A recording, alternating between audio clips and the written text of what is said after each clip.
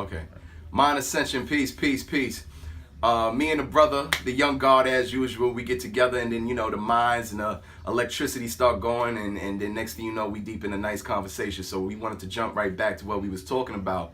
And I believe I was talking about the fact that in this day and age, the feminine energy or the women are judging each other based on the sensuality and sexuality of themselves being used for their own benefit.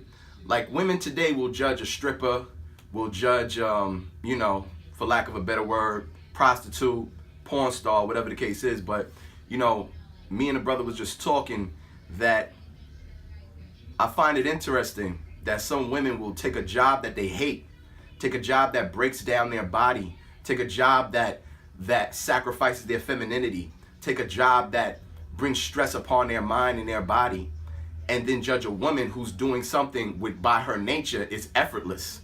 Because sensuality, sexuality, beauty, all these, even vanity, all these things come with the feminine naturally.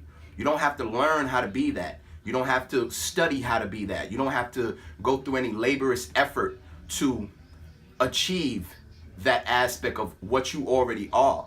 So even though we look at these things in a negative aspect, these women are really just being the highest levels of their feminine energy. Now, are they living a lifestyle that has negative conflicts, where they may be doing drugs or drinking, or maybe they're being abused by men? Absolutely. But my main point is the feminine energy is effortless. The feminine energy comes with the aspect of not needing to labor upon oneself. So when you're a dancer, a stripper, or any of these things, you're moving based on the moment, rhythm, and energy that you feel within yourself. And then you're receiving from it. And never forget that the feminine energy is receiving. So I want all these ladies that's listening to me to understand there's nothing wrong with being selfish.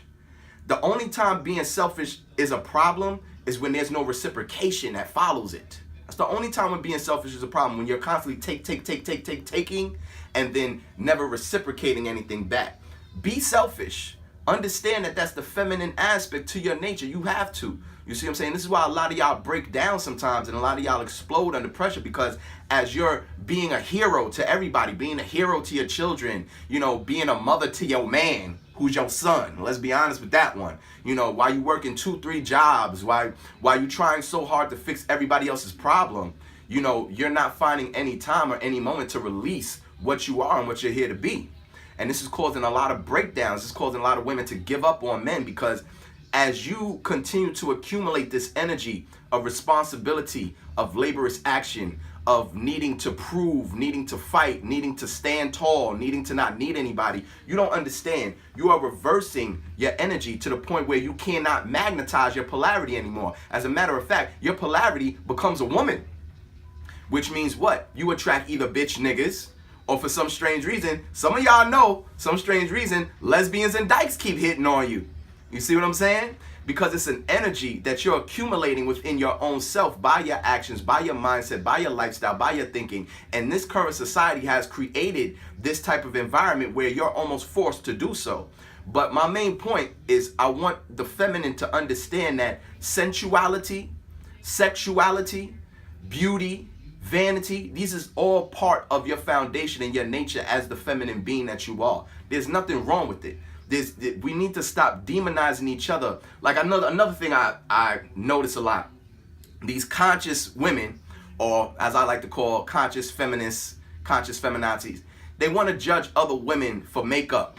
They want to judge other women for weaves, extensions. They want to judge other women for taking so much investment or so much attention into their own beauty and to their own body. Now, don't get me wrong. When you're slicing up your body and getting surgery to look away, that's another level. I'm not condoning that. But understand that it was the black woman of this planet who invented all forms of makeup, all forms of beauty enhancement, all elaborate crazy hairstyles that y'all love to do. That came from your ancient queens and mothers. You see what I'm saying? I could go into a million different things, from totemic societies where they would create elaborate hairstyles to match that totemic tribe, which was usually associated with an animal, with a bird, with a specific plant, depending on what tribe you was a part of. We could even go into more advanced stages or ancient times. As you all already know, in Egypt, it was a lifestyle. Beauty was a lifestyle. I mean, even the men wore makeup to an extent.